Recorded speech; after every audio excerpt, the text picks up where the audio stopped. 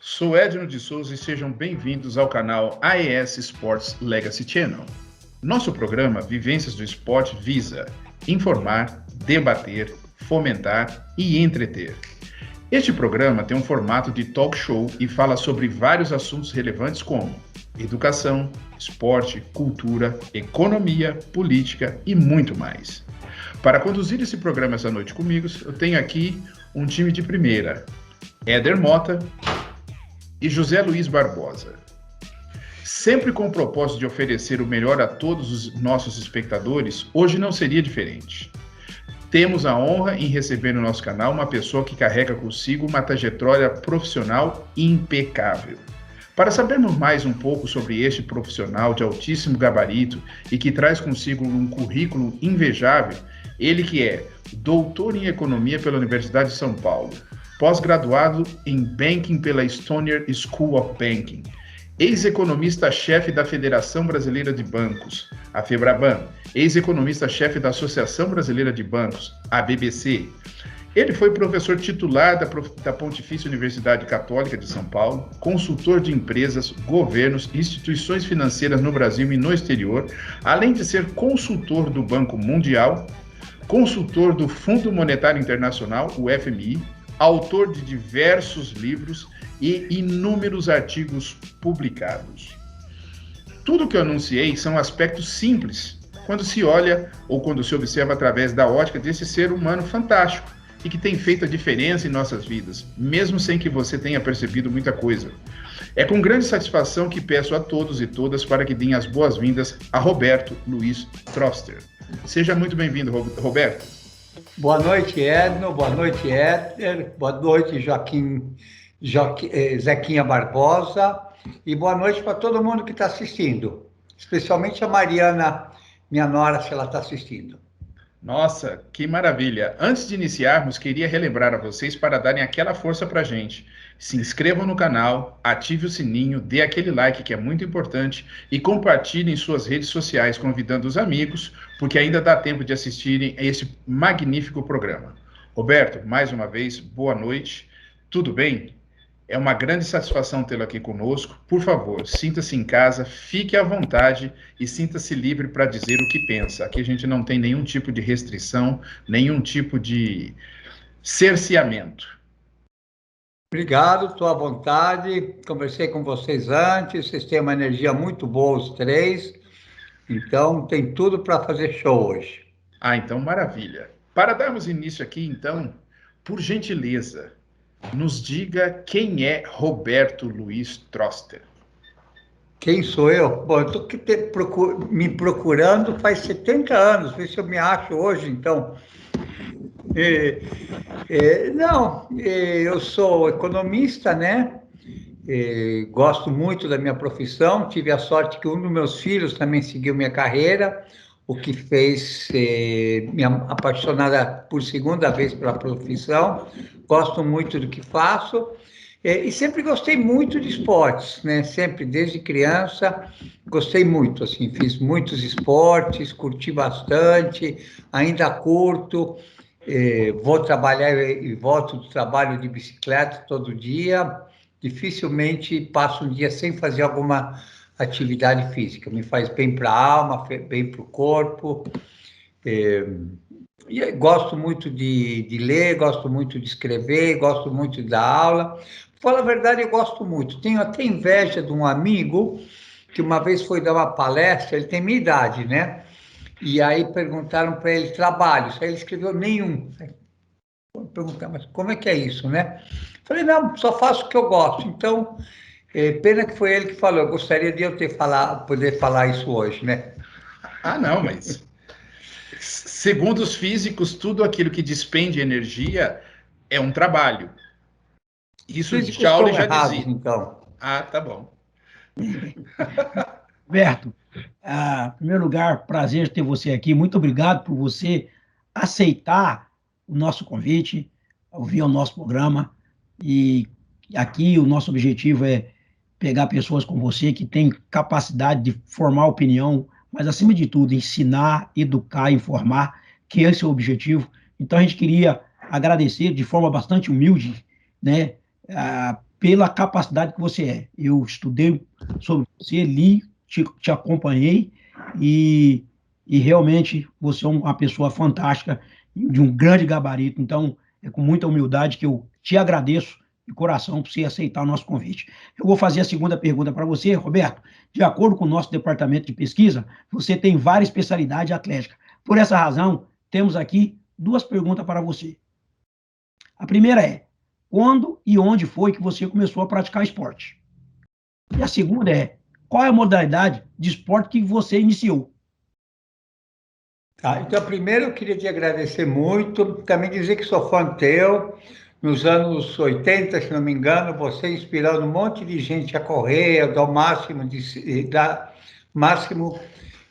Por conta disso, eu acho que esporte, uma das coisas que o esporte ensina é dar o máximo, a se superar.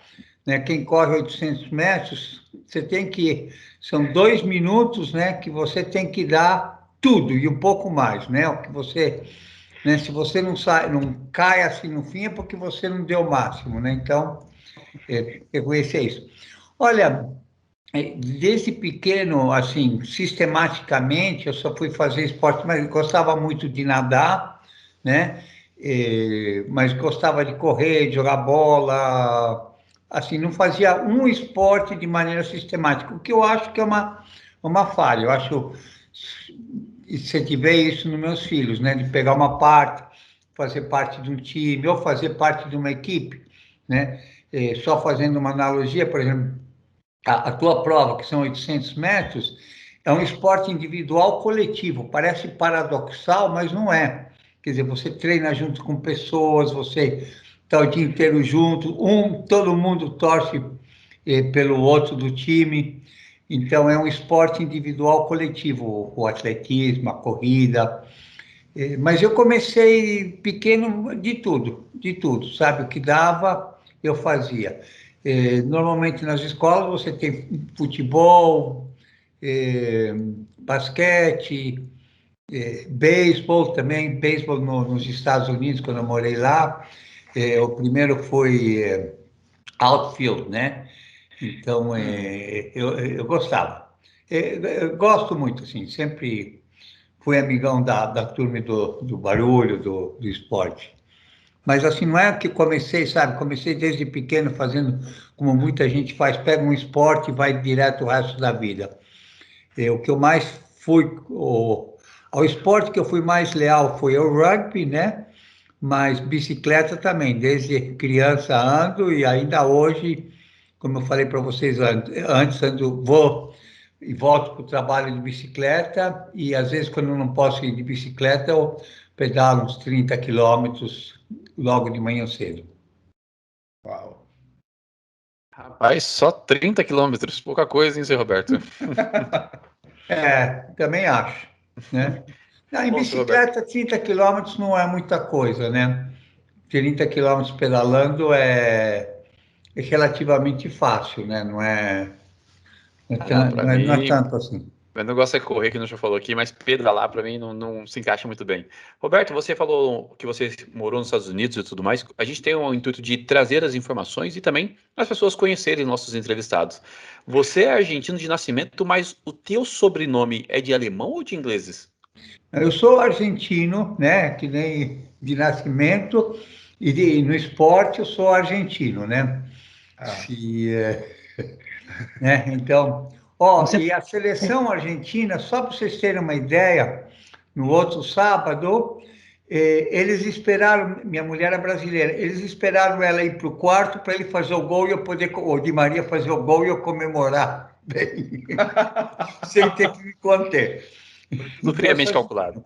mas já foi chefe da delegação brasileira no Sul-Americano de Rugby. Já fui capitão da seleção paulista muitas vezes, mas acho que já fui, sendo argentino, fui o primeiro professor brasileiro de economia em Angola, né? Uau! Mas para esportes, aí, quando é rugby, apesar da Argentina ser muito melhor que o Brasil, em rugby eu sou Brasil, né? Mas o que eu gosto, assim, seleção argentina, o Messi, antes dele o Maradona, antes dele o Kempes, né? São todos heróis para mim, né? E em outros esportes também, né? Corrida, não sei se o Zequinha Barbosa sabe, mas a Argentina tem duas medalhas de ouro na Olimpíada de Maratona. Tem uma coisa que poucos países conseguiram, que foi entre os 10 primeiros numa maratona, ter 3 argentinos, né? Então, bom, eu sou. A pergunta é: o que eu sou? Eu sou argentino. E acho que são as duas coisas, né? Tem alguns que dizem que eu sou argentino, mais brasileiro que existe, né? Mais de uma vez me falaram isso. E eu amo as duas coisas. Eu acho que todos nós, sabe quem foi Lucy, né? Nós todos descendemos de Lucy, então eu acho que todos nós, ou de Eva, para quem é muito católico, né? Que é o meu caso também, mas todos somos filhos da mesma mãe, descendemos da mesma mulher. Então, acho que não tem diferença entre uma coisa e outra. Acho que tem mais diferença entre um paulista e um carioca do que entre um argentino e um brasileiro, né? O seu sobrenome é alemão ou de alemães, ou descendente de alemães ou ingleses? É descendente de alemães o sobrenome. Troster é descendente de alemães, né? Se bem que a Argentina como um todo, ela teve uma forte influência, né, alemã, teve também uma parte italiana, não tão forte, acho que quanto a alemã, e inglesa também alguma, ela teve todo esse contexto histórico, inclusive a comunidade judaica também, que tem muito se fala sobre o Yiddish, que se fala inclusive na própria Argentina. Isso, sim, eu diria que os mais influentes são os espanhóis, né? Sim. Os índios de lá que já estavam na Argentina antes, especialmente no noroeste argentino. Os ingleses, minha primeira escola chamava Ranelagh Community School, né? Quer dizer, era bilíngue. E também italianos, mas antigamente todo mundo, você era argentino e descendente de uma comunidade, né? Então, os descendentes dos galeses, os judeus, os árabes, cada um sua comunidade, todo esse conjunto de pessoas formava algo chamado Argentina, né? Interessante. Bom, tanto o Brasil quanto a Argentina são amantes do futebol. Você já demonstrou sua paixão pelo futebol, mas o que te levou a dedicar um pouco mais ao rugby? Eu acho que é paixão. Joguei futebol, mas é gostar. Por que eu gosto mais de speed do que de mountain bike? Né? Ou por que eu gosto mais eu gosto assim de provas de fundo, de corridas? Acho que gosto, não tem nenhuma razão específica, né? Um time que eu joguei chamava Médio Rugby, chama ainda Médio Rugby, ainda se junta, ainda tenho amigos de mais de 40 anos, né, que jogamos juntos e ainda a gente se cruza, junta para jantar às vezes ou para almoçar de vez em quando. Antes da pandemia, todo ano a gente tinha uma reunião e todo o time, às vezes 40, 50, 60 pessoas juntando, bebendo, fingindo que ia fazer um jogo, mas um jogo bem avacalhado, né? Assim, né? Em vez de fazer 40 por 40, fazíamos 20 por 20. Mas é muito gostoso. Eu acho que assim, grandes amigos do rugby. E eu acho que o rugby é um jogo de equipe, né? Você aprende Aqui você faz parte do time, na alegria e na tristeza, né? Assim, uns que se ajudam em momentos difíceis e outros que comemoram vitórias juntos, vitórias pessoais, né? Beleza, que beleza. Então, Roberto, você acabou de falar aí, né? Acabou de citar antes a questão de Brasil e Argentina, como é que aqui, América do Sul, etc e tal. Vivendo em um país sul-americano onde o esporte não tem uma valorização como se deveria, em tua adolescência, como o esporte era visto por você e também pela sua família? Olha, do lado assim da minha família, quem gostava mais de esporte era eu. Assim, meus irmãos começaram bem mais velhos a fazer. Eu gostava de esportes, né? Gostava de rugby, gostava de andar, de fazer passeios longos de bicicleta, de correr. Então, família, assim, incentivava um pouco, mas não demais. Não é que cheguei a montar, até montar em rodeio, né? Assim,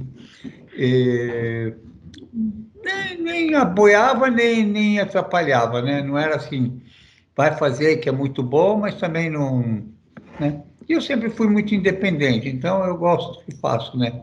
Olho pouco o que os outros acham né? E faço. Não, isso é Isso é legal, seu Roberto. isso é uma característica muito singular. O quê? Essa tua postura, esse teu modo de ser, é uma característica muito singular, Olha, principalmente no ambiente que a gente vem, né? Um continente sul-americano, uma série de coisas, visões às vezes um pouco deturpadas sobre uma série de aspectos, principalmente nessa questão esportiva, e você conseguir ter essa autonomia e prevalecer essa independência é muito interessante. Eu acho que um pouco, eu acho que isso que vocês colocaram antes, que a gente conversou antes com o Erno, a importância do esporte é muito grande. Depois que a gente conversou, quer dizer, eu acho que o esporte te ensina a viver em sociedade, te ensina a trabalhar em equipe, fazer com futebol, mas vale para rugby, para basquete, para corrida. Você desenvolve grandes amigos, mas às vezes você tem que passar a bola para um cara que você não é tão fã, né? Mas você pensa muito mais no time do que em você. Quer dizer, é muito mais importante o time ganhar, né, do que você não prejudicar alguém que você não gosta tanto. Quer dizer, então, te ensina time, te ensina determinação. Quer dizer, você tem que ter objetivo, você tem que fazer, você tem que ser perseverante, você não consegue ser um bom atleta treinando no fim de semana. Você tem que fazer isso todo dia, com sono. Eu me lembro uma época que eu estava solteiro, como todo solteiro às vezes gosta de sair à noite um pouquinho, chegar tarde, para não perder a hora de manhã, eu voltava para casa, me trocava, parava o carro na porta da Atlética e dormia no carro, porque eles me acordavam e já ia treinar, né? Então, Tá vendo, Zeca? Uma coisa boa pra você fazer com seus atletas aí fora. Aí assim ninguém mas perde te treino. ensina isso. O esporte te ensina assim a você ser determinado, a você pensar no time, assim, você se relacionar com pessoas, aceitar as imperfeições alheias e aceitar as próprias imperfeição. A coisa mais normal no esporte são os acidentes, quer dizer, você treina, um dia é a panturrilha, outro dia é o tendão de Aquiles, outro dia é o joelho, né? Como é que você vai superando isso, que você aprende? Então, eu acho que para a vida, tanto meus 3 filhos, eu insisti muito com eles com esportes, e, por exemplo, eu ensinei eles a nadar, eu ensinei eles a andar de bicicleta. Acho um absurdo um pai que paga uma escolinha de natação. Coisa mais gostosa é você fazer isso com o filho, né? Ou paga para ensinar a andar de bicicleta. A coisa mais gostosa é fazer isso junto, né? Então, eu acho muito importante. Acho que se eu tivesse que, assim, escolher uma outra faculdade ou esportes, eu diria esportes 1000 vezes, né? É muito legal essa sua visão, senhor Roberto.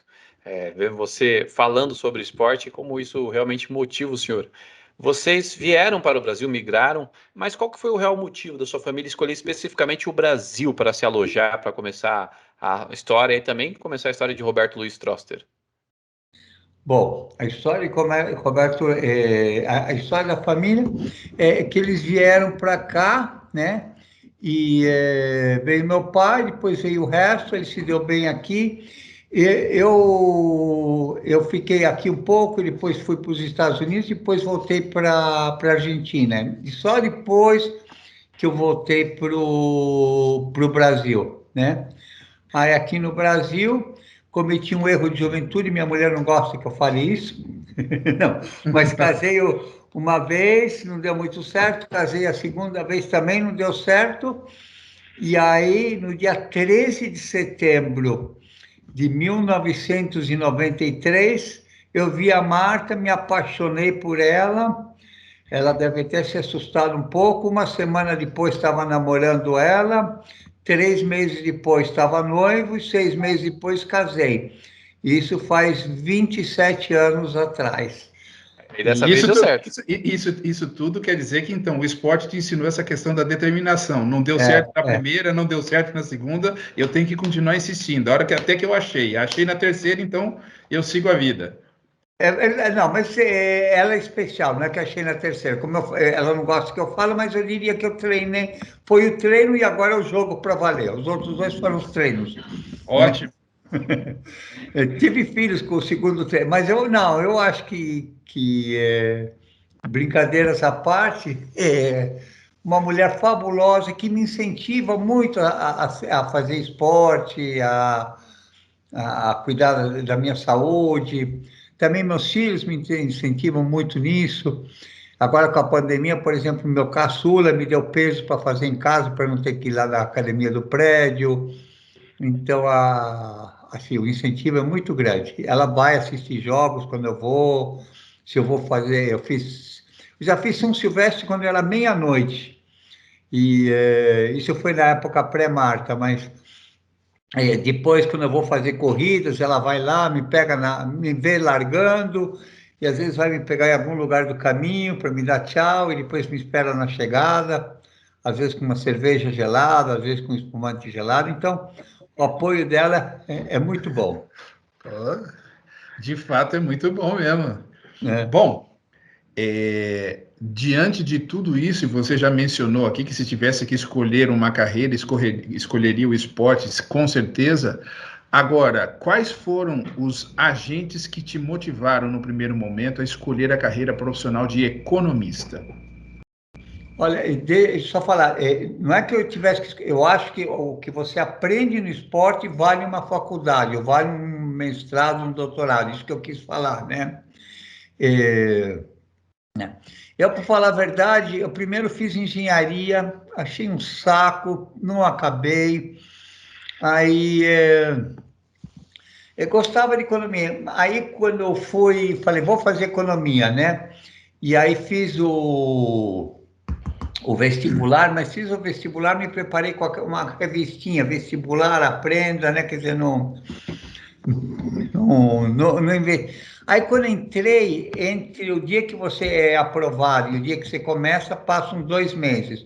Aí comecei a ler um livro que são 2 catataus de mais de 500 páginas, que chama Introdução à Economia dos Famosos. Me apaixonei total, curti cada dia, ainda curto, ainda hoje, gosto de ler economia, e economia é assim, você vê como o mundo vai mudando e como você interpreta a realidade. Eu digo que economia é inveja dos engenheiros, porque para o engenheiro está tudo certo, tudo funciona de um jeito só. O que é uma boa explicação para o Brasil de hoje não era boa 10 anos atrás. Quer dizer, é ver essa mudança na realidade, como é que você interpreta isso e como outras pessoas interpretam. Então, gosto muito do que eu faço. Uma das minhas grandes alegrias profissionais, assim, surpresas, quando eu fui trabalhar num banco, logo no primeiro dia, você só pode ler o jornal até as 10 da manhã. Como? Eu sou pago para ler o jornal, você imagina? E quando você lê o jornal, você está vendo o que está acontecendo na economia, na sociedade. Achei o máximo, né? Como se alguém falasse para mim, ó, você só pode tomar 3 cervejas por dia. Que beleza, que beleza. Poxa, Roberto, você está levando a gente para aquele caminho que é o propósito desse programa, que é educar, ensinar, né, informar. E, Roberto, como excelente professor que você poderia nos dizer também aos nossos espectadores, de maneira bem simples, duas coisas. A primeira pergunta é: o que é economia? E a segunda pergunta é: qual é a sua origem? Você poderia nos informar, educar a gente nesse sentido? Com prazer. Ó, então, economia, o termo vem da Grécia. A primeira vez que usaram esse termo economia foi em 400 antes de Cristo por Xenofonte, depois Aristóteles escreveu. E aí, qual que era a origem assim da palavra? Era como é que nomos são regras, o ambiente, né? Como você administra o ambiente. Hoje, economia, de maneira geral, estuda como que a sociedade procura seu bem-estar. Quer dizer, quais são as variáveis importantes, né? Como é que você consegue, com a mesma quantidade de recursos, ser mais eficientes, né? Então, fazendo um paralelo com o esporte, como que você, Zequinha Barbosa, desculpa, consegue, com o tempo que você tem com o teu atleta, otimizar o treino dele, né? Otimizar a performance dele. Um economista faria isso com a sociedade, com regras, com gastos, com esse tipo de coisa. A segunda coisa é como você consegue aumentar o bem-estar para todos, né? Uma sociedade como a brasileira, a americana, a argentina, são dezenas de milhões de habitantes. Como é que você faz com que você consiga, entre aspas, o máximo de felicidade para eles? A terceira coisa que você tem que focar é como é que você torna a sociedade mais resiliente, mais fortalecida para enfrentar choques. Aqui a pandemia mostrou isso. E, por último, sustentabilidade, quer dizer, como é que você faz com que isso continue? Como é que você faz que a sociedade, que o mundo que a gente entregue para os nossos filhos seja pelo menos igual ou melhor ao mundo que a gente recebeu dos nossos pais. Então, isso é basicamente economia. Então, você vê no jornal hoje como é que você gasta, ou fazendo a mesma analogia para o trabalho de um treinador, como é que faz que o atleta consiga ser atleta ao longo da vida inteira, para não queimar, né, só ser atleta dos 20 aos 30, uma coisa assim. Resiliência, suportar choques. Então, basicamente, eu diria que isso é economia, né? É você procurar como é que você maximiza o bem-estar da sociedade. E aí você tem, por um lado, seres humanos, por outro lado, bloqueios que as pessoas têm sobre o que é certo, o que é errado, e o que tornam, às vezes, mais difícil, em vez de você fazer o mais certo, e às vezes conflitos de interesses, né? As pessoas procurando mais a sardinha para o seu lado e esquecendo do resto da sociedade. A etimologia da palavra idiota na antiga Grécia é aquela pessoa que só olha para os próprios negócios. Nós vivemos numa sociedade, então a gente tem que pensar no conjunto. O que vocês fazem aqui? Preocupados com o esporte, acho louvável esse trabalho que vocês fazem. Quanto mais esporte, melhor vai ser a sociedade. Não sei se ficou claro o que é economia, Zequinha. Poxa, mais claro que isso. Ficou Perfeito. claro. E a segunda coisa, quem sou eu? Bom, eu falei brincando no começo, ainda estou tentando achar, né? Não, Mas, na verdade seria a origem da economia mesmo, a origem... Ele acabou falando que foi na Grécia, né? na Grécia, Exato. mas antes da Grécia, na Babilônia, você tinha a economia, no Egito você tinha economia, fizeram as pirâmides, a Babilônia você tinha desde o Código de Hammurabi, né, falando sobre como que você tem que algumas regras, quer dizer, então a economia existe desde sempre, assim, de maneira mais sistemática, foi evoluindo ao longo do tempo. Quer dizer, à medida que você... Primeiro a sociedade se tornou mais sofisticada, e depois você, de maneira mais sistemática, se começa a estudar o que dá certo, o que dá errado. Apesar que nem sempre todo mundo faz o que dá certo e o que dá errado. Todo mundo sabe que fumar faz mal, né? Mas mesmo assim tem muita gente que fuma. Então, às vezes o que é certo, ou às vezes interesses políticos. Agora você está tendo fala de reforma tributária, e em vez de procurar o que é melhor para o Brasil, estão procurando às vezes o que é melhor para alguns, ou pressão, grupos de pressão. Quer dizer, em vez de pensar, como é que a gente vai fazer o Brasil ser o Brasil que pode ser? Né? Eles ficam pensando, bom... Sabe por que que eles não pensam assim? Porque numa Porque... das suas entrevistas, eles não pensam assim. Numa das suas entrevistas que eu fiz aqui na minha pesquisa, você disse que a economia, né, o foco da economia é a inclusão, ou seja, o bem-estar do povo. Então, por isso que eles não pensam assim. Você falou numa das suas entrevistas que o foco da economia é a inclusão, ou seja, o bem-estar do povo. Agora, o pessoal não pensa assim. Esse pessoal que está ali em cima não pensa assim. Por nem isso, todos são assim, mas tem muitos que... a maioria, sim.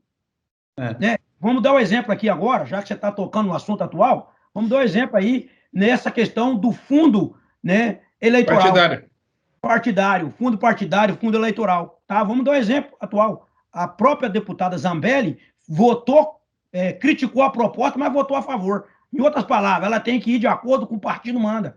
Então, são 6 bilhões para ser dividido por 600 parlamentares, que são 513 deputados e 81 senador, que dá 594, a gente faz essa conta, você que é economista, mais redonda, para 600. Quando você divide 6 bilhões por 600, vai dar 10 milhões de reais para cada um. Quando é que um brasileiro, na vida dele, vai juntar 10 milhões de reais? Nunca. No entanto, né, se você for pedir para esses mesmos parlamentares, se você for falar com ele para dar 10 milhões para a saúde, eles falam que não tem. Se você pegar 10 parlamentares desse e multiplicando ele por 10, dá 100 milhões. Para se fazer uma escola decente, como tem aqui nos Estados Unidos, como manda todo o processo educacional, uma escola, que eu digo, de decente, com boa educação, com infraestrutura, com quadra poliesportiva, com pista, com integral o dia inteiro, com biblioteca, com classes de multimídia, com curso, enfim, como se manda. 100 milhões. Se você pega 10 deputados desses, que ganhando 10 milhões do fundo eleitoral, né, que vai fazer uma escola dessa. Que 10 vezes 10 são 100. Ou seja, a cada 4 anos, nós poderíamos estar formando aí, são 600, então a cada 4 anos, nesse fundo eleitoral, nós faríamos 60 escolas de primeira linha, como existe aqui nos Estados Unidos, existe na Inglaterra, existe no Japão, existe em outros lugares, mas no Brasil não. A educação ainda, ela é uma máquina de fazer sanduíche de ignorantes. Eu concordo com você, gostei muito do que você falou. Eu só acrescentaria que tem escola boa aqui, mas é privada, para poucos. Tem algumas escolas assim. Na Suécia, educação básica é a mesma para todo mundo. O cara mais rico da Suécia e o mais pobre da Suécia vão para a mesma escola. O que é mais justo? Somos todos iguais, por que uns já começam indo para uma escola melhor do que outra? Mas quando você fala da Suécia, a gente precisa entender um contexto. Enquanto em 1800 e alguma coisa, Swedenborg já era notável, já estavam aplicando na Suécia escola para todos, o Brasil estava relutando para abolir os seus escravos. Então, olha, isso é meio verdade. O primeiro país do mundo a pôr ensino fundamental obrigatório foi a Argentina. E tinha mais coisa com Sarmiento. Todos os alunos na Argentina, pelo menos até poucos anos atrás, iam com um avental branco por cima. Todo mundo tinha que ir para a escola com avental. Então, você podia vir com uma roupa muito feia, muito linda, todo mundo ia igual. E terceiro, eu acho que a vontade de mudar. Eu acho que países, da mesma forma que filhos, um dia vão dormir. Você tem teu filho que vai dormir um menino um dia, no dia seguinte, ou uma menina, né? E no dia seguinte acorda como um homem ou como uma mulher. Então, depende da gente querer que isso aconteça. Colômbia está fazendo isso, Portugal fez isso, Espanha fez isso.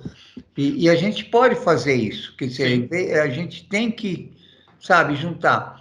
E eu acho que é irresponsabilidade também nossa, que a gente dá o governo do país para os políticos. Não, quem tem que pedir o país somos nós. Eu acho que o maior erro, o maior custo que teve no Brasil e na Argentina a ditadura, é que toda essa geração não participa ativamente na política. Eu gostei do que o Zequinha Barbosa falou, como ele falou com intensidade. Isso devia ser de todos nós. Todos nós devíamos ter esse tipo de sentimento, e eu acho que a cabeça é a primeira parte. Todos nós queremos. Você não dá esse espaço para o político, mas se ninguém não está nem aí, então faz o que quer, né? Quem cala, consente. Mas é Realmente, isso, o motivo da gente estar aqui debatendo contigo, tendo essa oportunidade para trazer essas coisas, até para que a audiência também comece a se posicionar nesse aspecto. Não, realmente, a sua fala é fantástica, do Zequinha também.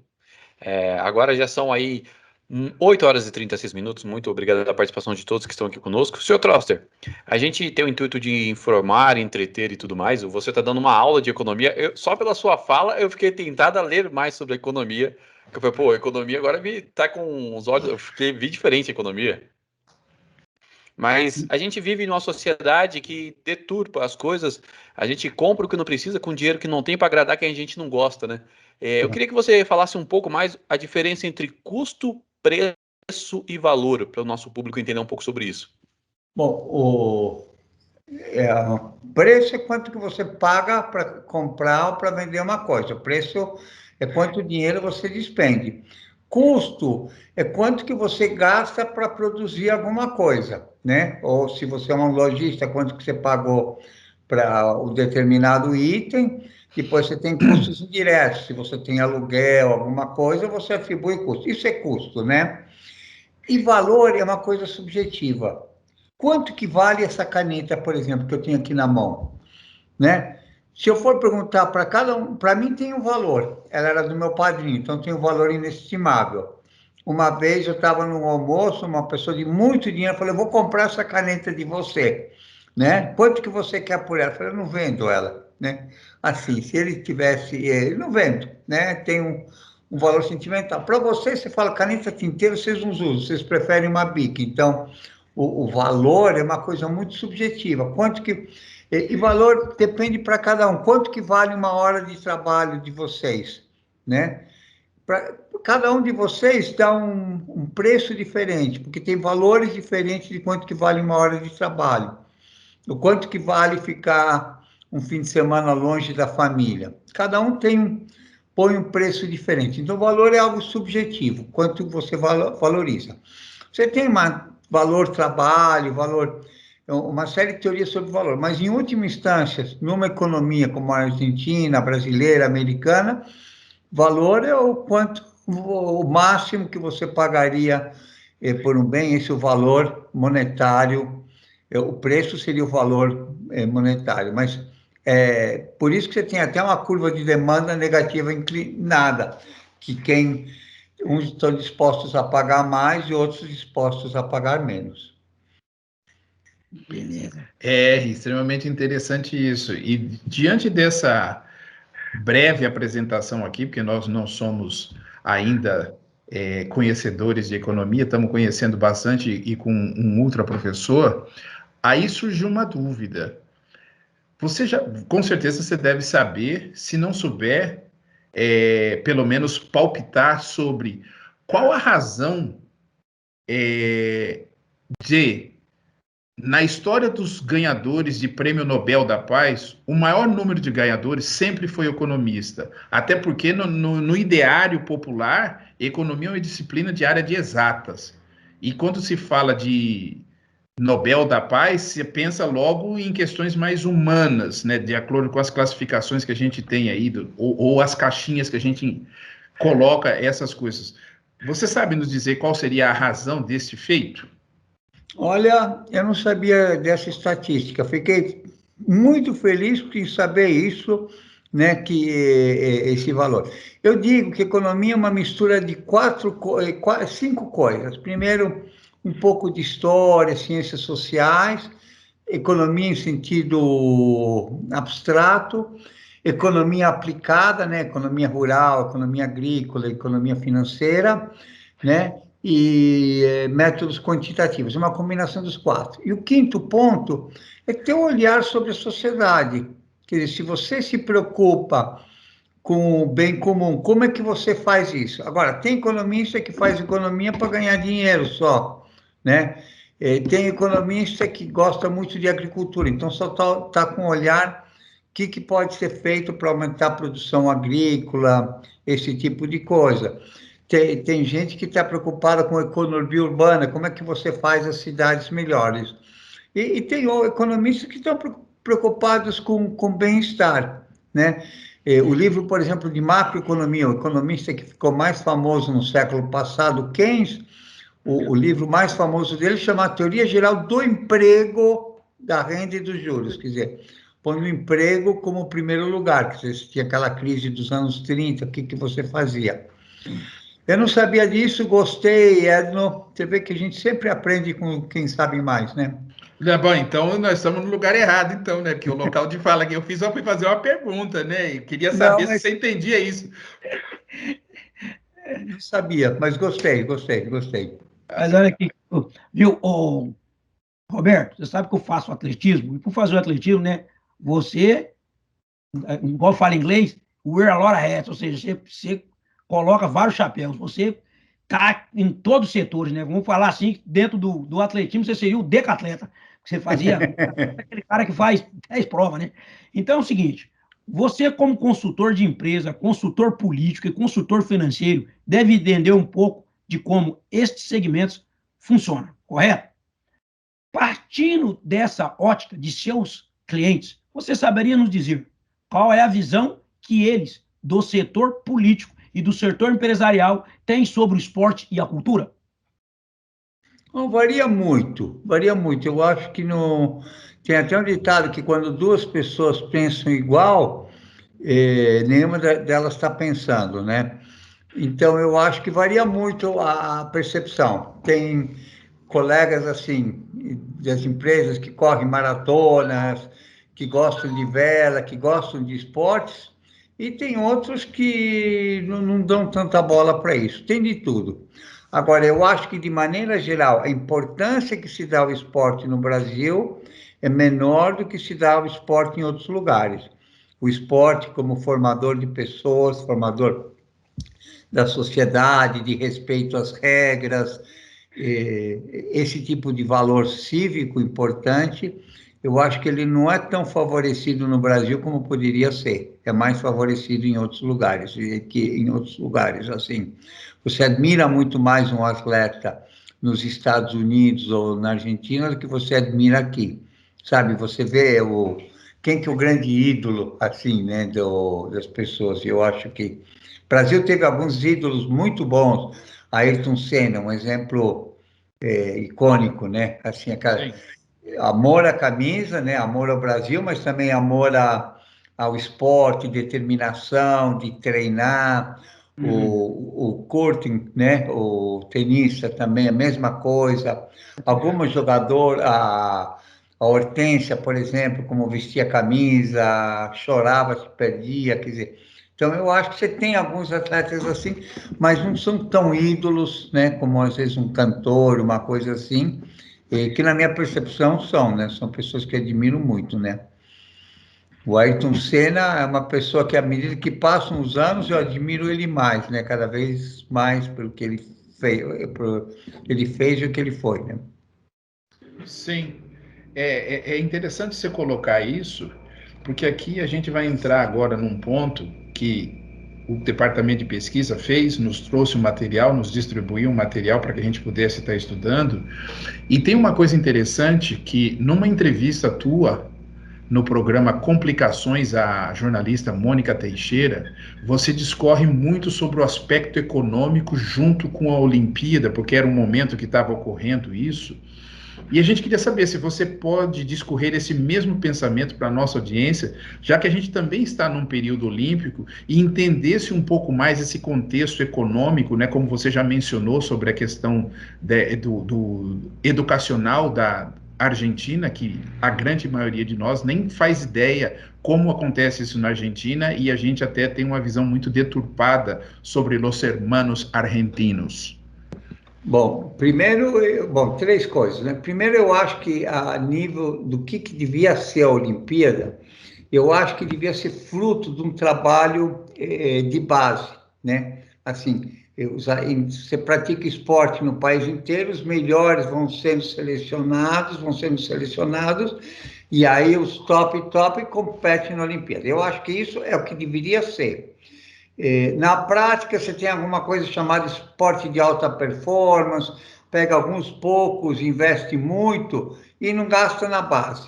Eu acho que, então, até que ponto, sabe, ou atletas estrangeiros, sabe, nascidos em outros países que adotam a nacionalidade de outros países. Eu acho que é, né, como pesca por quilo. Alguém pode achar aquele pesca por quilo, né, aqueles...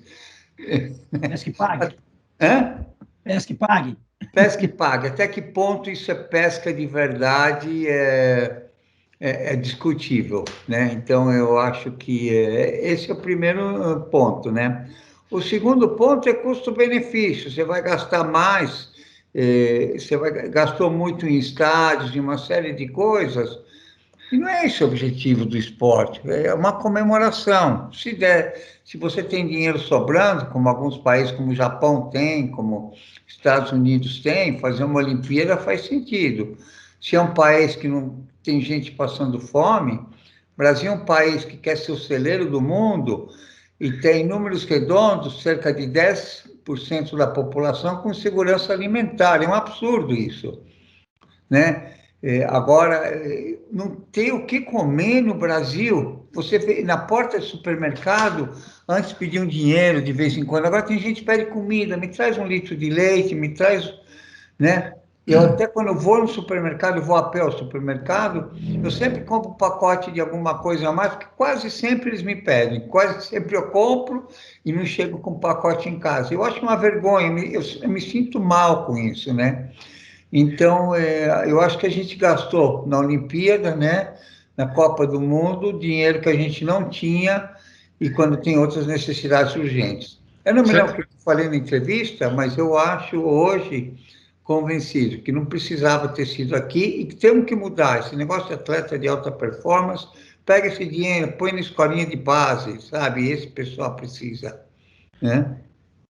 Quando você fala dessa forma, é necessário você explicar, e eu vou tentar mostrar do ponto de vista econômico, da seguinte forma: eu entendo que o dinheiro do governo tem que investir, sim, na escola, na base, igual você falou. O esporte de alto rendimento, ele faz parte daquela do entertainment, como é aqui. E aí, aonde, quem tem benefício, que aí é você associar a tua imagem a um ídolo. Então, aí seria as empresas, por interesse, né, o mundo empresarial está investindo no esporte do alto rendimento, com algumas concessões, né, de ser descontado no imposto de renda, da tua imagem, né, você associar a sua imagem com o LeBron James, com o Neymar, ou com o Pelé, ou com o Hortência, ou com quem seja, com o Michael Phelps. Isso é lá no alto rendimento.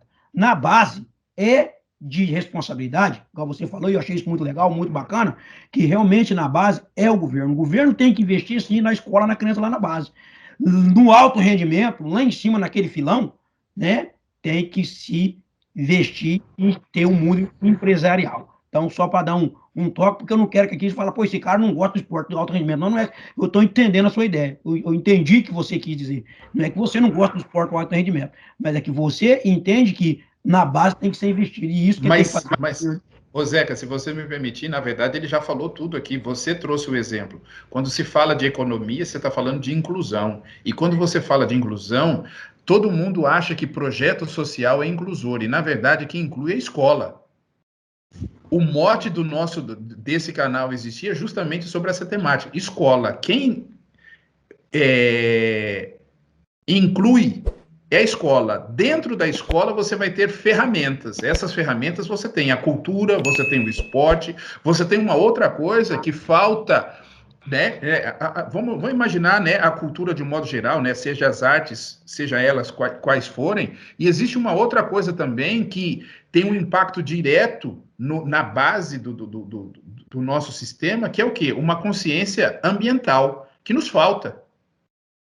Que às vezes é até complicado a gente falar uma coisa aqui, mas, por exemplo, como é que nós esperamos de um indivíduo que é capaz de colocar um filho que acabou de nascer no cesto de um lixo, ele vai desenvolver algum tipo de consciência ambiental sobre reciclar um plástico ou qualquer coisa nesse sentido, ou não jogar uma bituca de cigarro? É um negócio assim ultra paradoxal. Verdade. Não, mas gostei, o complemento, Zequinha, foi bom. Foi bom o complemento, né? Então, mas Roberto, o ponto mais importante é que a alta performance deve ser resultado e não causa, né? Não Exato. deve ser consequência, não tem que ser a causa da Olimpíada, né? E paradoxalmente, você vê que na Olimpíada, boa parte das medalhas do Brasil é gente que veio do nada, não é gente que, sabe, que investiram muito, né, no judô. Eu gosto de ver, quando eu vejo as medalhas, eu vejo quem veio da onde, né, e por que chegou lá, né. Então, é bonito ver isso, ver as histórias de quem está por trás, né. exato. Roberto, dando sequência aqui, infelizmente a maioria dos brasileiros ignora que somos estrangeiros na América Latina, pois somos o único país que fala português. Para piorar a situação, somos induzidos a uma rivalidade desnecessária no futebol, né? No futebol, principalmente com a Argentina, né? Parece que era que nem antigamente os Estados Unidos e a União Soviética.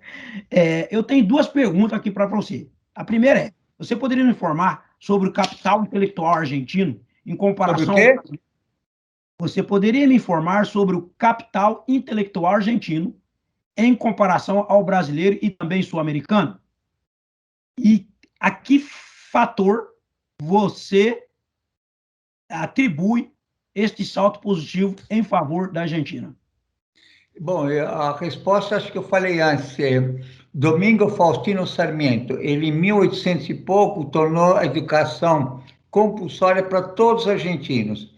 E na Argentina o esporte e a educação é muito admirado. Então acho que uma coisa traz a outra, né? Você vê que não é só a Argentina já tem 5 prêmios Nobel,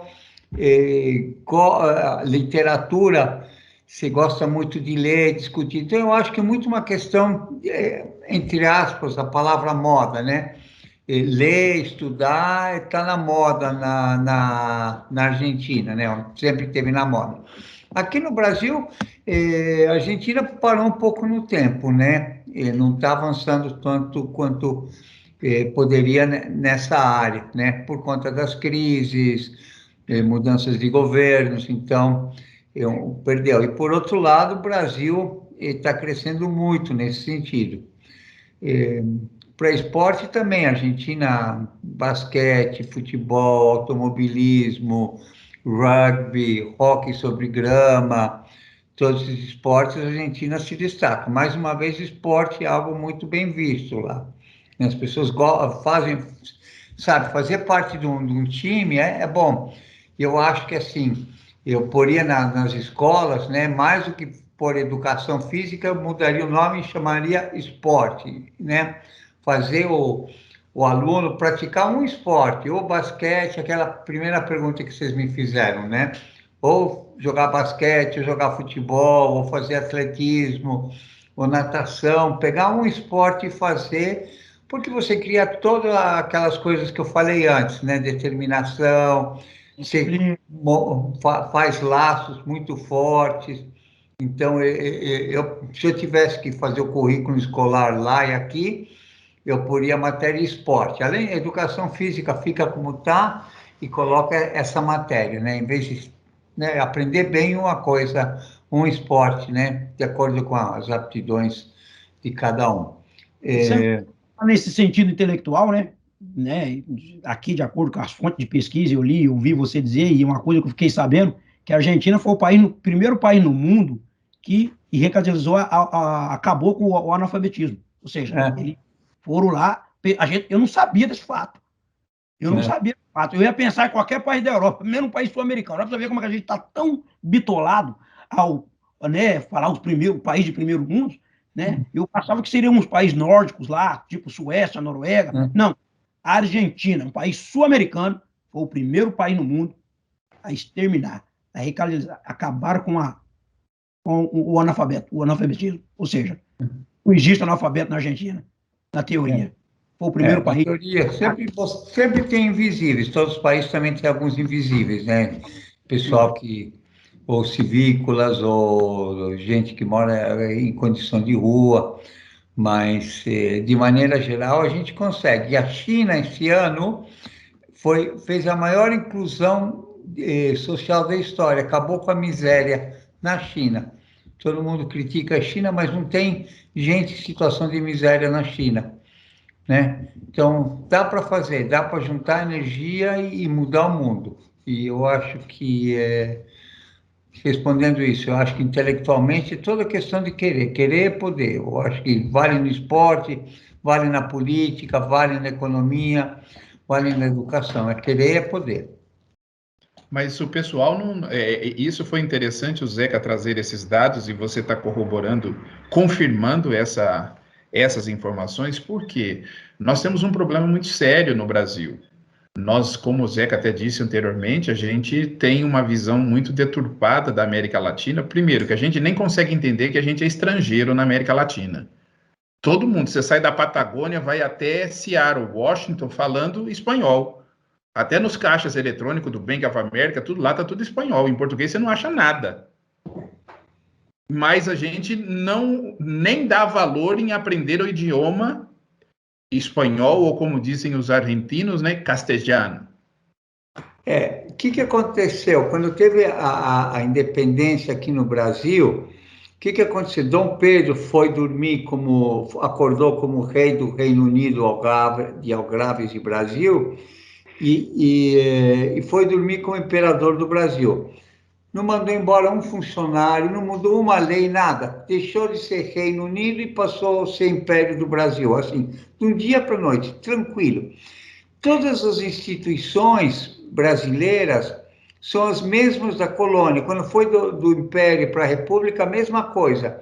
Você tem instituições sólidas. Então, o Brasil, hoje, possivelmente, a Receita Federal Brasileira é a mesma coletoria de impostos, que era a mesma que vinha lá de Portugal.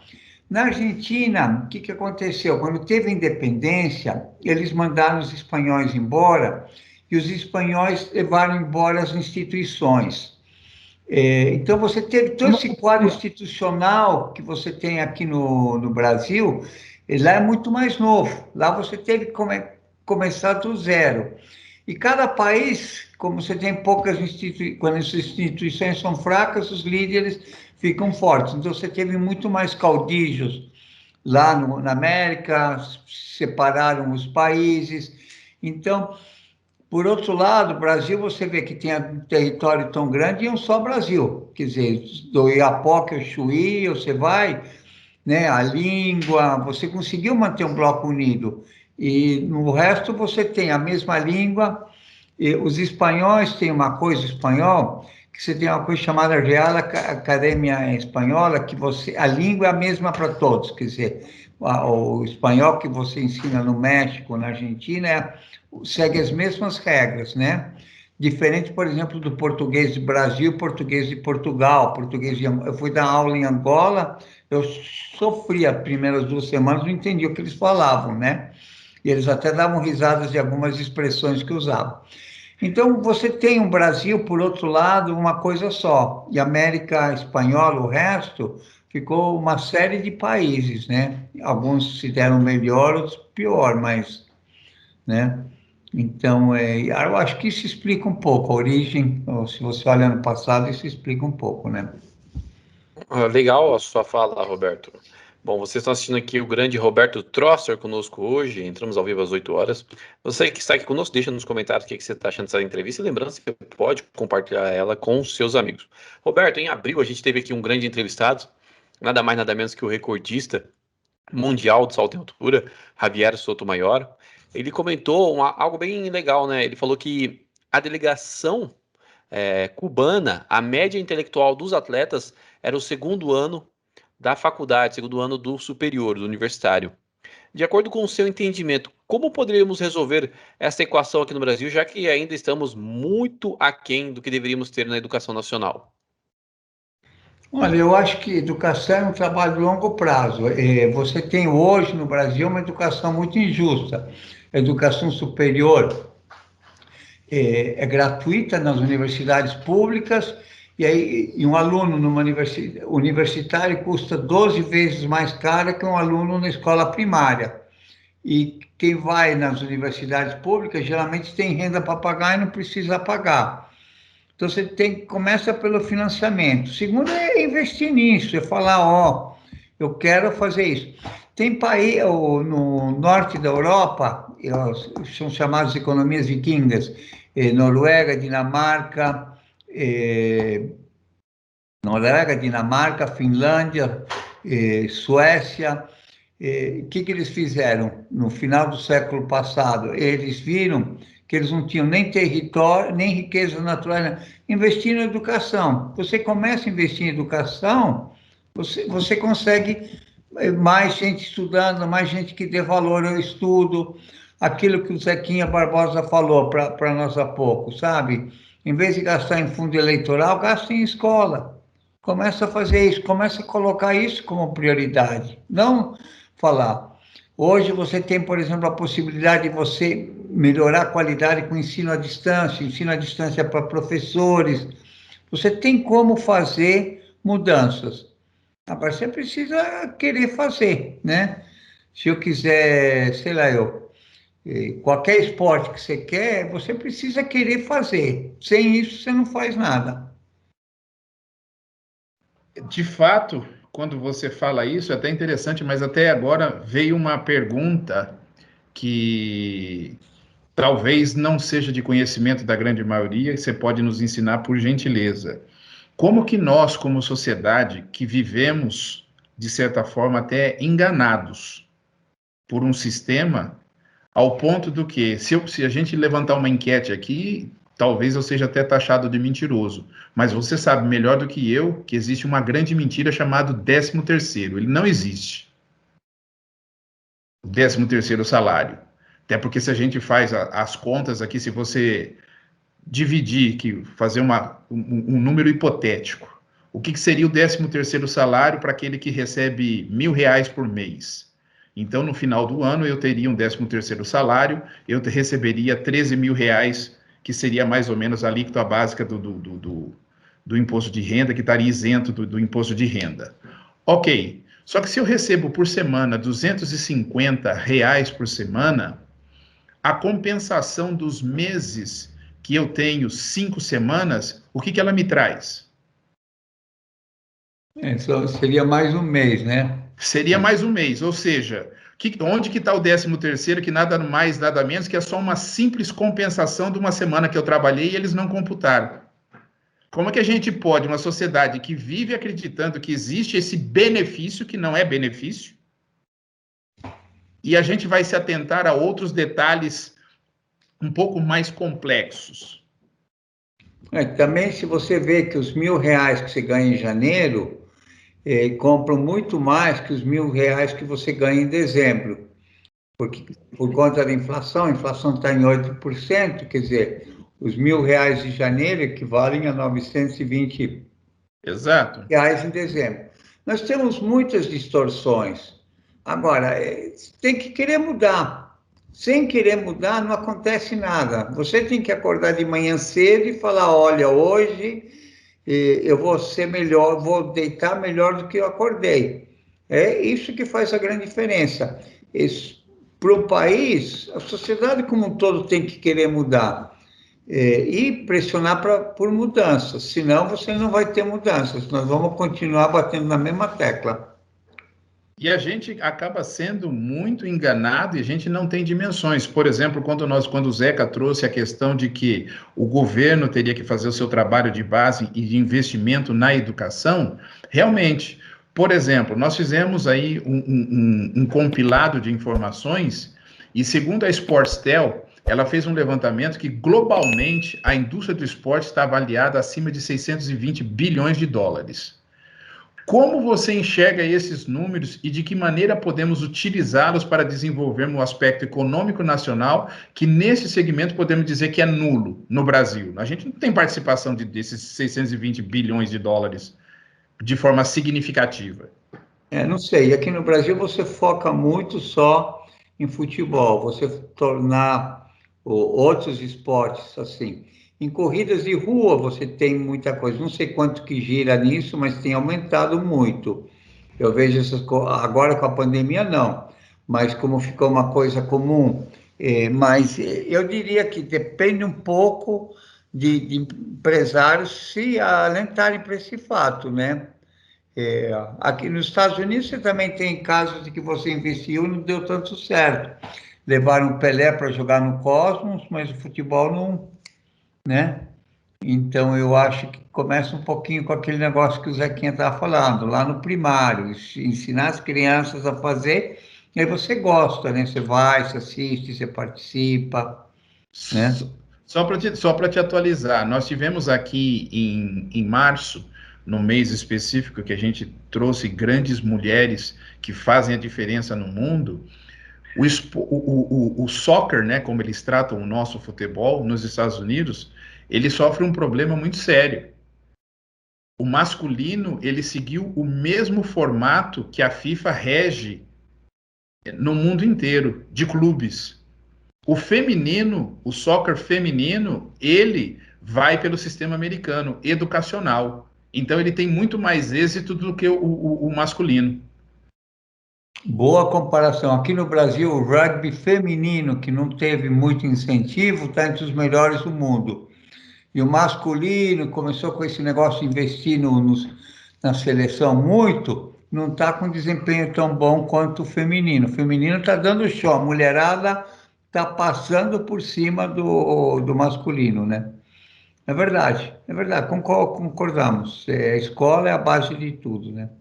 E então, assim, vamos lá, Zé. Desculpa. Então, dando essa explicação, né? E principalmente quando você viu, e através da Sportstel, né? Aí a gente fala no nosso continente, vamos falar no continente sul-americano, vivemos sob o domínio do futebol. Outras modalidades esportivas, assim como o setor cultural, sofrem com certo desinteresse. Quando pegamos esse levantamento da Sportintel, notamos que eles criaram um ranking que mostra alguns números bem interessantes sobre as ligas mais lucrativas do mundo. Deste montante de 600 bilhões de dólares, está distribuído em 4 ligas europeias de futebol que, segundo o seu ranking, ocupam as últimas posições entre as 10 mais lucrativas no mundo. Agora, Roberto, em tua opinião, por que, né, empresarialmente, nunca houve um olhar atento para o segmento esportivo como negócio e no nosso país, no Brasil, já que você é um consultor empresarial e político? Por que não se pensa desse jeito na questão empresarial? Porque quando você olha, você pega o futebol, o esporte mais popular no mundo, e, no entanto, não é o mais lucrativo. A gente foi atrás dessa estatística, a gente foi atrás dessas fontes, e a gente vai falar logo na frente sobre isso daí, mas eu queria especificamente saber da tua opinião, por que empresarialmente nunca houve um olhar mais atento para o segmento esportivo como negócio no Brasil, já que você faz consultoria empresarial e política também. Bom, são duas coisas. Uma, você olha o esporte, os empresários do Brasil como um meio de propaganda. Então, você tem que... Algumas empresas patrocinam times de futebol, times de outras coisas mesmo, mas tem patrocínio. Não olham o esporte como negócio, mas sim como marketing. Segundo é pegar isso e fazer isso um negócio. Quer dizer, falta alguém começar a pensar o esporte como negócio em si mesmo, não como uma ferramenta de marketing, né? E você tem, quer dizer, hoje um estádio bem organizado. Você tem algumas tentativas aqui, mas não é uma coisa que engatou segunda, não é uma coisa que pegou fogo, assim como as fintechs, as health techs, algumas coisas pegam fogo. No esporte isso não aconteceu ainda, né? Beleza. Roberto, o Zequinha falou dessas questões dos números, vou passar para você um pouco desses números. A UEFA Champions League, ela arrecadou 2 bilhões, está na 9ª posição. A Série A do Campeonato Italiano, se o pessoal não sabe, a Série A Team, ela arrecadou no ano 2,3 bilhões. Em 8ª está a Bundesliga alemã, com 4,3 bilhões. Em 7ª está a Liga Espanhola, com 4,5. E na 5ª posição está a Premier League, a Liga Inglesa de Futebol, com 5,3 milhões arrecadados. Se a gente levar em consideração que o futebol que conhecemos é a modalidade esportiva coletiva mais popular no planeta, a gente percebe que ela está atrás de outras ligas americanas na questão de arrecadação. A pergunta que a gente tem aqui é o seguinte: por que insistimos tanto no futebol como monocultura, já que em 6º lugar está nesse ranking está a Liga de Hóquei dos Estados Unidos e a de Canadá com 4,8 bilhões, as duas ligas. Em 4º está a India Premier League de Cricket, se as pessoas não sabem, a Liga de Cricket arrecada por ano 7 bilhões. Em 3º está a NBA, que é um negócio fantástico, a gente já viu na prática, a gente vê todo ano, 8 bilhões de arrecadação. Em 2º está a Liga de Beisebol, a MLB, com 10 bilhões. E em 1º está a grande NFL, com 16 bilhões. Por que você acha que ainda o esporte é vendido tanto como a grande, vamos pôr aqui, a galinha de ovos de ouro para ser investido? Uma pouca gente pratica o esporte, né? Quer dizer, por exemplo, beisebol. Eu joguei beisebol quando estava lá. Eu gosto de assistir um pouco o beisebol, mas só quando minha mulher não está na sala. Aí a mulher não, né? O tênis também, quer dizer, você tem que... Você assiste o que você conhece, o esporte que você pratica. Se você não pratica, você não tem muito interesse. Se você quer, então você deveria aumentar a demanda investindo no uso do esporte, na prática do esporte. Se você não faz isso, as pessoas não entendem. O exemplo, o rugby agora está começando mais, porque as pessoas estão começando a entender o que é rugby, mais gente jogando rugby. Ou corrida de rua, por que está pegando fogo corrida de rua? Porque as pessoas começam a correr, e correr é um esporte que você nem de tênis precisa, dá para você correr até descalço, né? Então, aí as pessoas vão, correm, fazem provas de 5, 10K, depois vão, né, para meia maratona e para maratona, mas justamente porque fazem que é gostoso assistir, né? Corrida, eu diria que não sei os números, mas é uma coisa mal aproveitada. Só para te dar um exemplo, a São Silvestre, eu já fiz ela quando era meia-noite, né?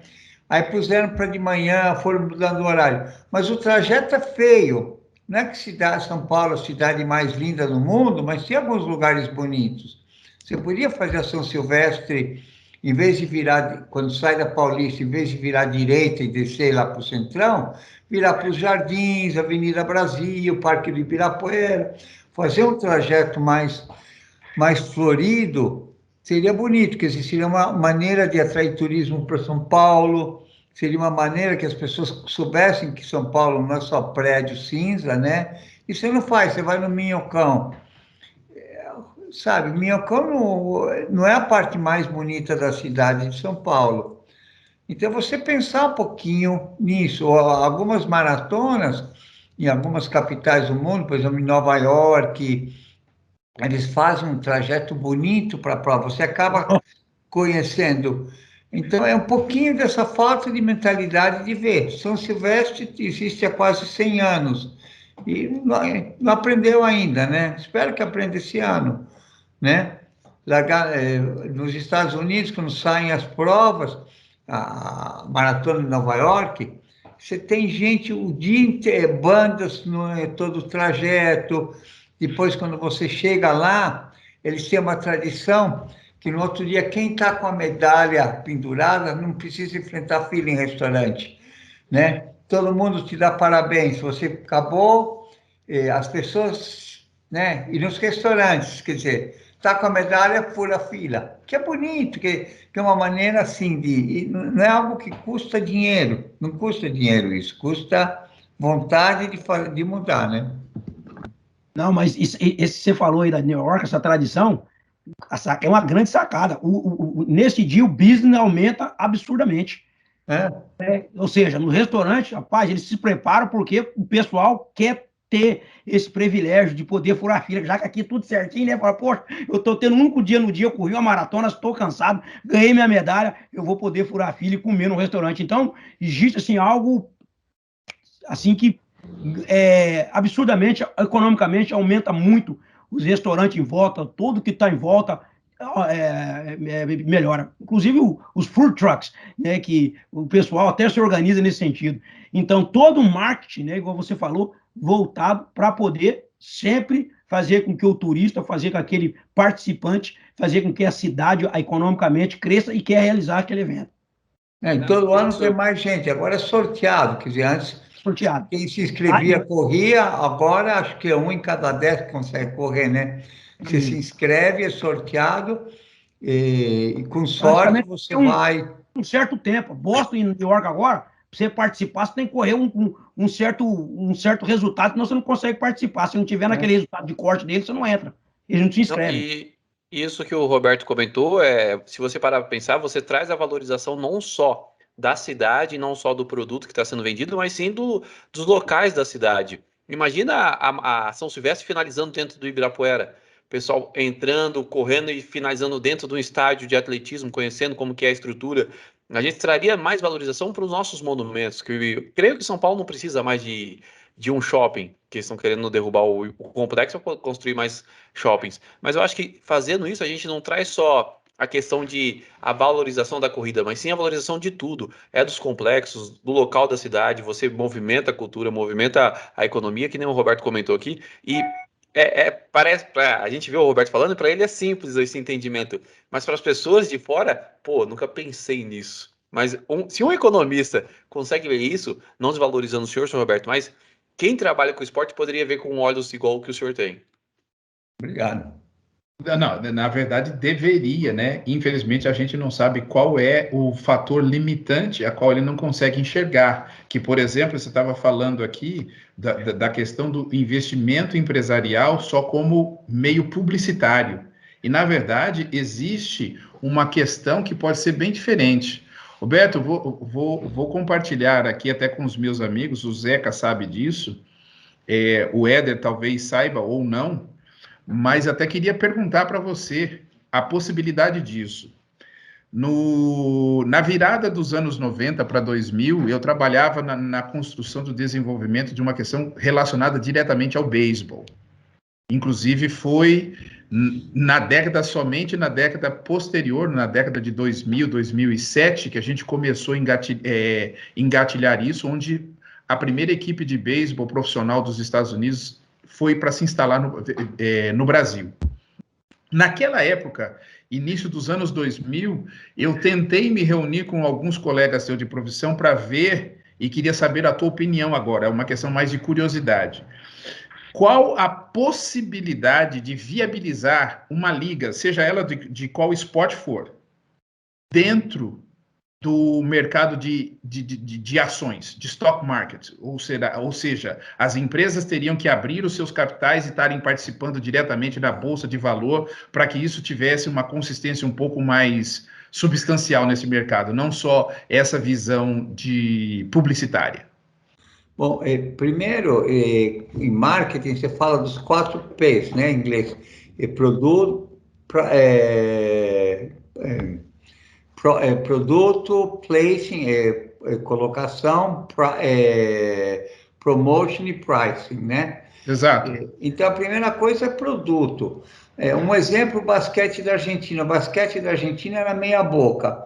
Aí, de uma hora para outra, mudaram as regras, fizeram uma liga toda bem organizada, tudo, o basquete bombou. Então, basquete argentino, tanto que ganhou ouro na Olimpíada, ganhou dos Estados Unidos... E foi só resultado de você fazer um bom produto. Então, a primeira coisa que você tem que fazer é um bom produto. Sim. Né? Aí, o segundo EP é começar a ver que produto. Mesmo no Brasil, quem joga basicamente é a colônia japonesa, que dá muita importância. O resto não é um esporte que pegou em outros lugares, quer dizer, alguns estrangeiros, né, cubanos, americanos, gostam de Venezuelanos. beisebol, mas não é um esporte que pegou. Agora, o terceiro, mas você poderia, por exemplo, fazer isso com corrida. Corrida de rua você já tem escala, você já tem muitos participantes. Não surgiu uma empresa só que só fizesse isso. Mas Uhum. você tem volume para fazer, porque não é só corrida, é você organizar as viagens, você organizar. Você tem muitas empresas pequenas, mas você não tem, não saiu uma empresa que ocupou esse espaço, né? Sim, Você tem uma esporte agora que como é que chama? Fit Esporte, Academia Fit, que sim. está lá É abrindo, a Smart Fit. a Smart Fit, que está abrindo capital na bolsa, tudo, mostrando que você tem esse potencial. Está captando mais de 2 bi, um número absurdo na bolsa para fazer mais academia. Então você tem um potencial, né? E aí promover, né? Saber promover com as Uhum. pessoas certas. Smart Fit entrou com uma campanha de preços muito agressiva, né? Foi o terror de muitas academias, esvaziou muitas academias, fecharam muitas outras academias por conta do Smart Fit, um modelo de negócio bem feito. Então, eu diria que você primeiro tem que fazer o esporte bem, depois tem um bom modelo de negócios, né? Sim. Fazer o que Smart Fit fez. Mas tem espaço. Tem sim. Interessante. Então, isso foi mais ou menos pensado, porque quando foi colocado, existe sempre o foco no futebol, no soccer que a gente conhece, e a gente fez uma continha aqui no momento que a gente teve. Você pega as 4 ligas que estão dentro desse ranking da Sporttel, ou seja, você tem os 10 primeiros colocados, desses 10, os 4 últimos são o soccer, como a gente conhece, e somando esses 4 últimos, né, no caso da Bundesliga, da Champions League, da La Liga Espanhola, da Premier League, todas elas só ultrapassam em 400 milhões a NFL nos Estados Unidos, que só está lá. E a gente não buscou. A NFL tem 16 bilhões todas essas ligas juntas dá 16 bilhões e 400 milhões. Então, quer dizer, por que a gente também não está buscando desenvolver algo no futebol americano, no próprio beisebol, que também movimenta 10 bilhões de dólares por temporada, para que a gente possa estar diversificando no alto rendimento e também conseguir fazer um trabalho na base, que é um fator importante, o investimento na educação, que deve ser o primordial dentro do país, para que a gente desenvolva a condição socioeconômica. Eu acho. Mas você vê que, por exemplo, o futebol americano também não pegou aqui no Brasil. Trouxeram, investiram, o Corinthians fez um time. Você Mas sabia nunca que, você sabia que o time não é do Corinthians? sabia, só usa o nome Corinthians, assim. Então, esse licenciamento, mas você sabia que ele é o esporte terrestre que mais tem peso dentro do Esporte Clube Corinthians? Não sabia. Para você ver, se ele tivesse um pouco mais de apoio, com certeza superaria o nosso. Agora, esportes dependem também de pessoas que queiram fazer acontecer. Um bom Exato. time depende de um bom técnico e de um bom capitão.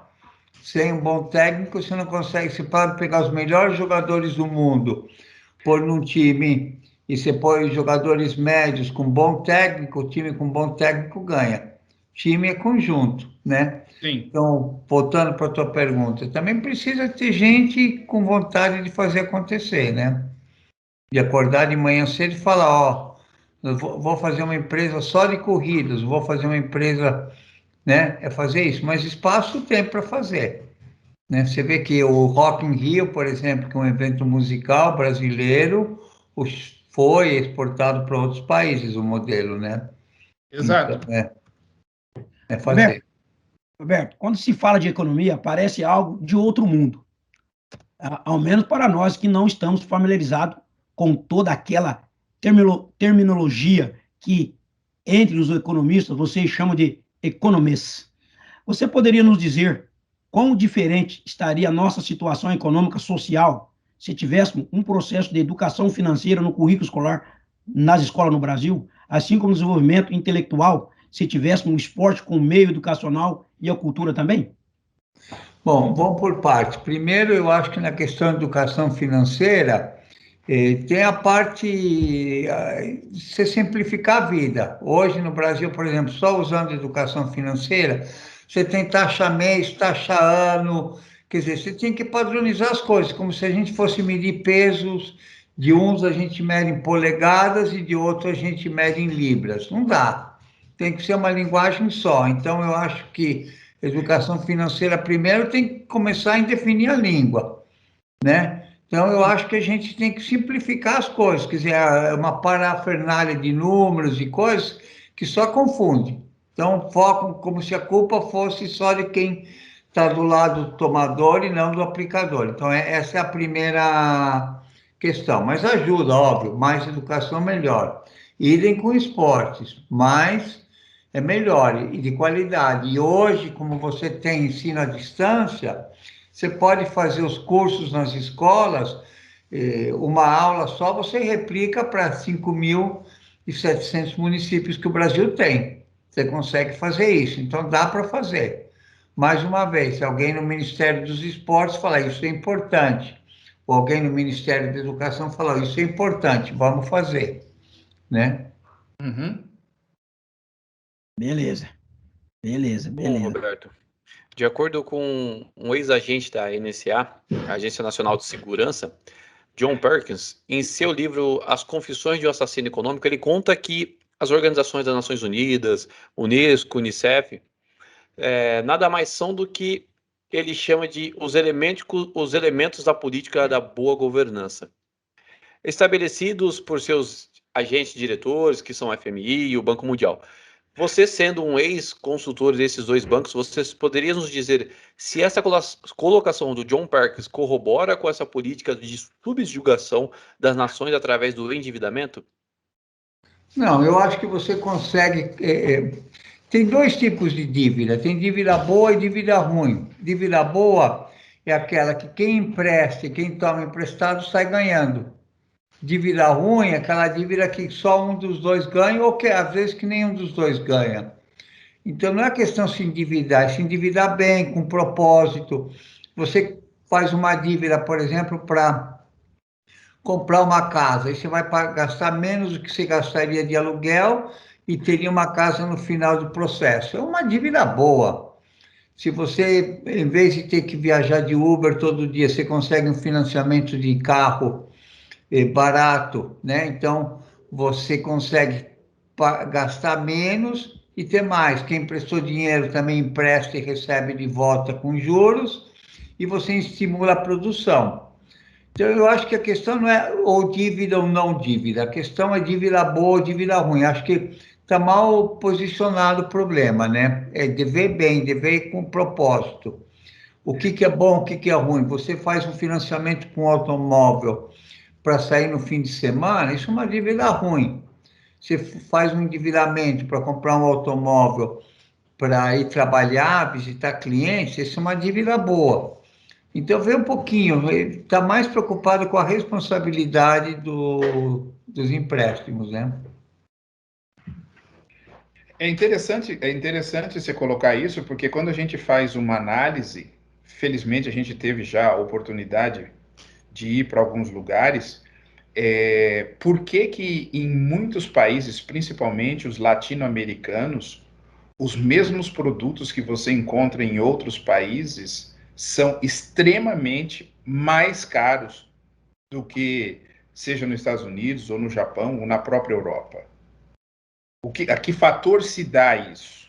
Por que o custo, ou sei lá, o que pode ser chamado aí, o valor dessas coisas, ou o preço desses produtos, ainda que sejam todos commodities, são tão caros? Ao preço de um carro ser, às vezes, 10 vezes mais caro do que um outro local. Eu não sei se o valor é 10 vezes, mas é muito mais caro, isso sim. Aí são três coisas. Primeiro, tributação. Você tributa muito mais aqui do que em outros países. Você faz tributos, faz tributos indiretos em vez de fazer tributos diretos. só para dar um número, imposto de renda, a alíquota máxima no Brasil é 27,5%, e a média na América do Sul é 35%, quer dizer, você tributa pouco a renda. E aí, dependendo do produto no Brasil, às vezes 50%, 60% do produto é imposto. Segundo grande barreira é a burocracia, é complicado. Você vai importar um bem ou serviço e você paga muito mais caro do que você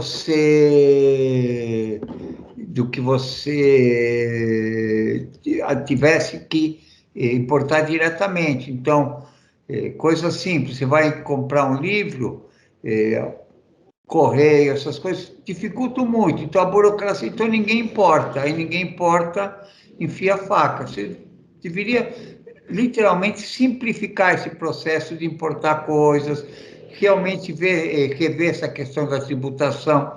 A tributação está muito focada no curto prazo, em vez de focar em como é que você tributa para aumentar a capacidade produtiva do país, né?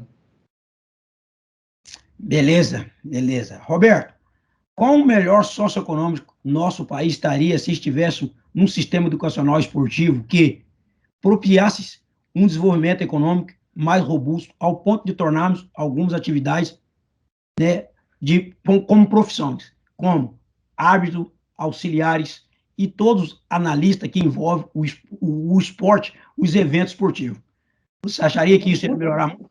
A gente estaria muito melhor, não tenho dúvida disso. Eu acho, a gente falou antes, bom de bola, bom na escola, né? Então, eu acho que esporte ensina a viver melhor em sociedade, ensina melhor para o dia a dia, ensina você a ter mais comprometimento com teus objetivos. Então, eu acho que é muito bom, muito bom. É difícil de medir quantitativamente quanto por cento a mais estaríamos, mas estaríamos melhor. Pelo menos você teria muito mais cidadãos melhores, mais focados, mais conhecedores de si, mais conscientes do seu potencial. Então, isso é importante, isso é muito importante. Agora, em valores, é difícil de falar isso, né? Se você acabasse com... É difícil, não existe um... Até porque, por exemplo, né, naquele momento o Zeca citou a questão do fundo partidário, do fundo eleitoral. Existe uma outra coisa aqui que a gente conseguiu uma informação, né, com a responsável pelo o Instituto Chico Mendes, né, que cuida de sustentabilidade, todo esse tipo de coisa. E o que acaba acontecendo? Se o Brasil fizesse reciclagem, que isso nos traria por ano 8 bilhões de reais. E dentro daquela mesma conta que o Zeca fez, né, de quanto que você está montando, quantas escolas a gente faria, ou seja, anualmente, em uma década, a gente teria todas as escolas no país totalmente modificadas, com uma infraestrutura invejável, inclusive tendo uma boa qualidade dos professores que ali trabalham e todo o staff envolvido nisso. Como você vê, já que você tem tanto relacionamento com empresários ou políticos, de que forma que, inclusive, nós aqui do canal poderíamos estar unindo essas forças, já que esse mês aqui nós estamos trazendo vários empresários, hoje você como economista, para nos dar essa ideia para que a gente comece a construir um Brasil diferente? Olha, primeiro é um trabalho de formiga, cada um faz sua parte, né? Esse mês, olha a coincidência, né? Na sexta-feira, eu dei um curso que chama O Direito como Instrumento de Política Econômica, e os alunos tinham que fazer uma proposta de mudar alguma coisa. Desse curso saíram 40 propostas diferentes de coisas de mudar. Teria como fazer mais 40, mais 80. E cada um fazer uma propostazinha, para cada um falar, muda uma coisinha, né? Tem uma série de historinhas de criança, quer dizer, você dá um passo, você faz sua parte. Eu acho que é importante a gente fazer o que vocês estão fazendo, chamando atenção para o problema, isso é muito importante. Se vocês conseguirem mudar uma coisinha, vocês já vão deixar o Brasil melhor do que era sem vocês. Eu acho que é pensar um pouquinho nisso. Faz uma coisinha hoje, cada um faz sua parte. Não existe a varinha mágica. Eu acho que a varinha mágica, sabe, que você toca e muda tudo. Mas é para cada um deles, pede, faz isso, né? Então, eu acho que fazer sua parte. Eu acho que cada um nessa vida tem que jogar bem na sua posição, né? Se o resto do time está jogando mal, você não pode jogar pior, né? Ou você tem que correr mais porque os outros estão correndo menos, não correr menos porque os outros estão correndo menos, né? Então, eu acho que não existe uma varinha mágica, uma coisa, faz isso que resolve tudo. Eu acho que é fazer o que vocês estão fazendo muito bem, estão de parabéns. E eu tento fazer a minha parte, né? E minha mulher faz a parte. Minha mulher, por exemplo, só para dar Você falou de reciclar. Ela recicla todo o lixo aqui em casa, tudo. A meta dela é lixo zero. Então, como a bolachinha que eu comi, ela guarda o papel e leva para reciclar. Então, ela vai separando já o que é PET, o que é plástico, o que é papel. Uma vez por semana, ela leva para um lugar de reciclagem. Ela está deixando o Brasil melhor, não ganha absolutamente nada com isso, né? Só perde tempo fazendo, mas deixa o Brasil mais limpo, né? Então, eu acho que a gente tem que cada um fazer a nossa parte, e fazer a nossa parte bem feito, né? E fazer o que vocês fazem, vocês estão chamando a atenção de que dá para fazer melhor, dá para fazer melhor, né? E de uma hora para outra, tem um ditado que eu gosto muito, vi lá na Barra do Saí, eu uso muito, diz que uma andorinha não faz o verão, vocês conhecem esse ditado, né? Já ouvimos falar, pelo menos. Mas tem a segunda parte, mas pode acordar o bando. Então, fazer o que vocês fazem, talvez vocês falem para o deserto, assim, por muito tempo, pode ser que uma hora alguém, é isso que nós vamos fazer, e faz. Acorda o bando. Acorda o bando. Objetivo. Maravilha. Bom, Roberto, infelizmente tudo que é bom dura pouco. Eu gostaria de pedir a tua gentileza de fazer as tuas considerações finais e agradecer mais uma vez por estar aqui conosco, ter aceitado o nosso convite, trocar todas essas informações que nós trocamos aqui, para que a gente consiga, quem sabe, ir despertando mais bandos dessa. Bom, gostei muito, tinha falado com você antes, gostei das perguntas, gostei do programa, gostei da energia de todos vocês, sucesso a vocês e sucesso ao Brasil. Eu acho que mais importante que nada é a gente fazer a nossa parte, né? Eu acho que água mole em pedra dura, tanto bate até que o pessoal fica bravo. Não, não é assim. Não, tanto bate que ela fica molhada. Tanto bate que ela fica molhada. Mas quem sabe, tanto bate até que fura. Então, eu queria desejar muito sucesso a vocês, gostei muito, estou sempre à disposição de vocês. E boa noite para todo mundo que está me assistindo. Poxa, maravilha. Bom, nós da ES Sports Legacy Channel agradecemos o carinho e a participação de todos vocês, espectadores. Queremos agradecer a você, Roberto, por ter aceitado o nosso convite e ter vindo participar conosco do programa Vivências do Esporte. Queremos aqui também agradecer os nossos apoiadores, a TBF Consultoria, VMAX Suplemento, o apoio cultural da Casa 123 e do Instituto IPAFRO. Temos um apoiador importante, que é o canal CBO. Ele retransmite a nossa programação para a Oceania, leste europeu, parte do continente africano, parte da Europa Ocidental e também para o Caribe. Então você está indo longe. Através daqui a gente está indo longe. Sempre com o intuito de informar, debater, fomentar e entreter, o programa Vivências do Esporte deseja a todos e todas uma excelente noite de descanso e uma semana cheia de realizações e boas reflexões sobre tudo que foi apresentado nessa noite. Mas não fiquem tristes. Na próxima segunda-feira estaremos de volta com mais um convidado de destaque. Para saber mais, se inscrevam no canal, ative o sininho, dê aquele like que é muito importante e nos sigam nas redes sociais, que estão aqui na descrição dos vídeos. Mais uma vez, boa noite e até a próxima segunda-feira.